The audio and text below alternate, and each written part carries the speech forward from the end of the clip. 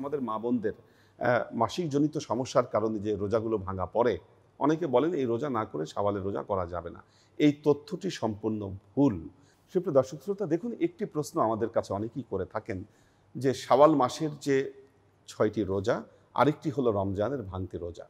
আমাদের অনেকেই বলে থাকেন মাহে রমজানুল মোবারকের ভাঙতি রোজাগুলো না করা পর্যন্ত শাওয়াল মাসের রোজা রাখা যায় না। অর্থাৎ আমাদের মা বোনদের মাসিক জনিত সমস্যার কারণে যে রোজাগুলো ভাঙা পড়ে, অনেকে বলেন এই রোজা না করে শাওয়ালের রোজা করা যাবে না।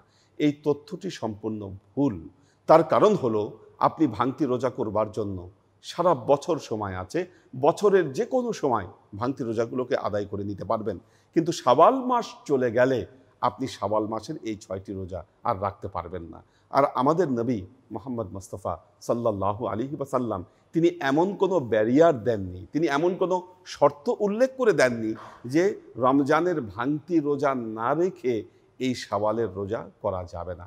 সুতরাং শাওয়াল মাস থাকতে থাকতেই এই শাওয়ালের রোজাগুলো পালন করুন, কারণ এই শাওয়ালের রোজার বিনিময়ে আল্লাহ অফুরন্ত যাজা উম্মতে মুহাম্মদীর জন্য দান করেছেন। আল্লাহ আমাদের সবাইকে এই রোজা রাখবার তৌফিক দান করুন। আসসালামু আলাইকুম ওয়া রাহমাতুল্লাহি ওয়া বারাকাতুহু।